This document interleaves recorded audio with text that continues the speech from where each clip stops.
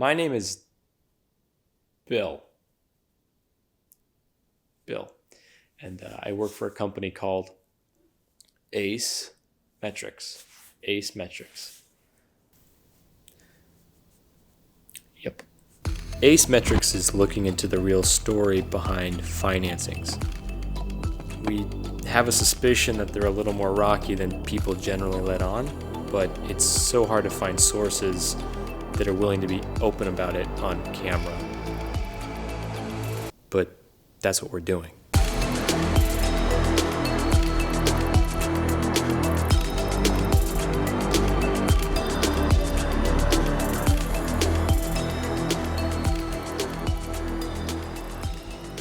It surprises me how many founders don't think about the cost of financing. I have friends and peers who will haggle for hours to save $10 on the CRM software. But when it comes to financing, they'll fork over $60,000 because that's just how it is. So I wasn't the founder of this company. I was like hire number 7. So we're going along, we're 2 years into it, and we are closing our first real round. So we sign the term sheet and we start asking our lawyer for legal documents because they're being requested. And it started to become obvious to us that all the things that we thought were done really were not taken care of. So we call our law firm to tell them that we're switching firms, and they refused to give us our documents until we paid everything in full. Essentially, our company was held hostage by this law firm who didn't even do what they said they were going to do.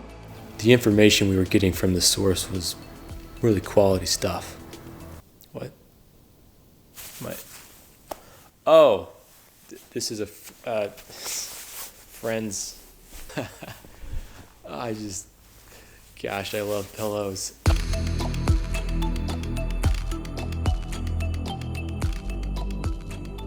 Real talk on financings. Oh boy, this is good. The longer a financing goes, the worse it gets. Like, it never gets better. A group of investors willing to write you a $12 million check, they ask you for your stock incentive plan documentation and you don't have it or it doesn't exist. They're not going to turn around and say, you know what, let's give you 13 million. Like, it never goes that way. It always goes the other way. You know, I'm not saying that law firms are evil or that they're horrible or something. I love my lawyer.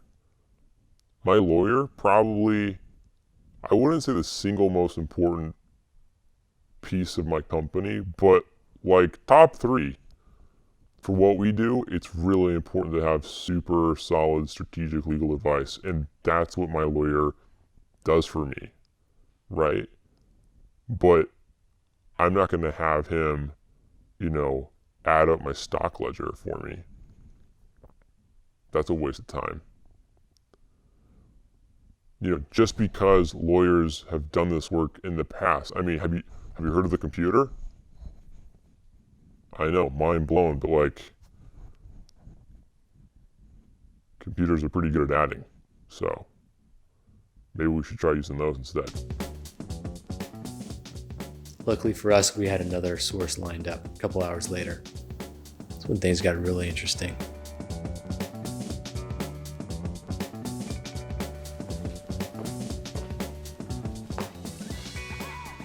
So at my last company, we're all just hyper-focused on the product.